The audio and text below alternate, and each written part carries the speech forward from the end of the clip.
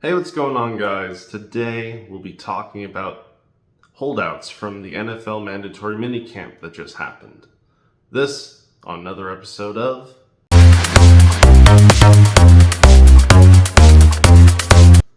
So, with Mandatory Mini-camp happening this week, there were some notable holdouts. So first up, for the Washington Commanders, Terry McLaurin did not show up for mandatory minicamp.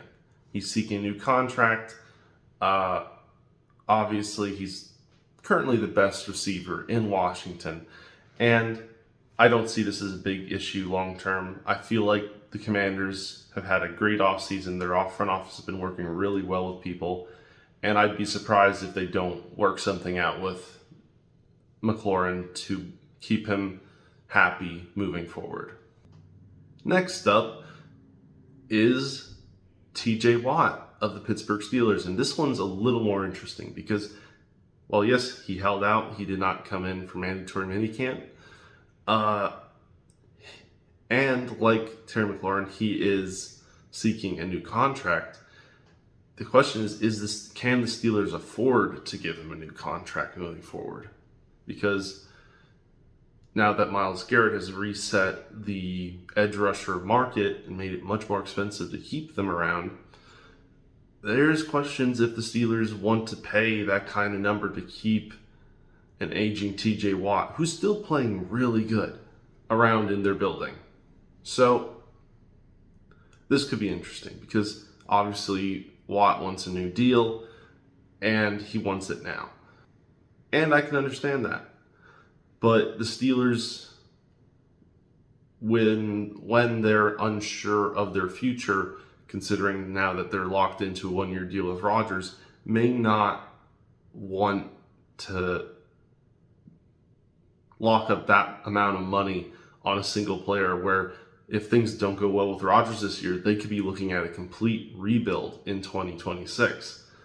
Next up, we have the continuing saga of Trey Hendrickson. And the Bengals front office, they are still not negotiating with Hendrickson on a new contract.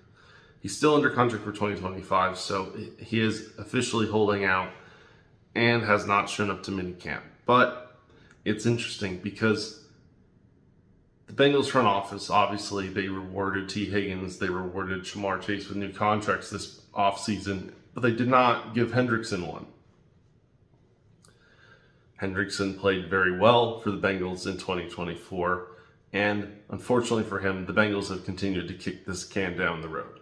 Now, will the Bengals give him a new contract? Well, and this is the first one I actually think the team will not work it out. I think the Bengals front office is easily one of the worst front offices in football, and I feel like they actually don't make a deal with Hendrickson. I feel like Hendrickson will not get a new contract, most likely, and they'll, depending on how stubborn he is with his holdout, they might be forced to attempt to trade or get rid of him if his holdout lasts into the regular season. Speaking about the Bengals, next up in the mandatory minicamp non-appearances is Shamar Stewart. I'm not sure you could even consider this a normal holdout because he hasn't signed his rookie deal yet because the Bengals are digging their heels in over the language in his contract, which has never been done before. And the fact that they're doing this is very scummy. It's beyond scummy. It's terrible. Next up, we have Jonnu Smith, who held out from the Miami Dolphins mandatory minicamp. Now, Smith, he's an older tight end, but he had one of his best seasons with Miami last year. So he wants an extension. And I could see this going one of two ways. Either Miami Dolphins want to keep him because he's playing some of the best football of his life right now, and they need him for their offense, so they're going to work with him on an extension, or they won't because they think he'll eventually start regressing, and any deal they make with him will quickly become a bad idea moving forward. And honestly, it's hard to tell if the Dolphins will actually make a deal with him in terms of an extension because the Dolphins have not been known to make the best contract decisions. And finally, Jalen Ramsey Jalen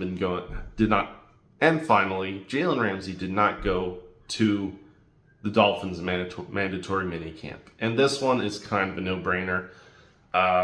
He is expected to be traded before the NFL season starts. So what's the point of going to the Dolphins minicamp when you're not going to be playing with them when the season comes around? So with that being said, guys, please like, share, subscribe down below. Tell me what you think, and I'll see you next time.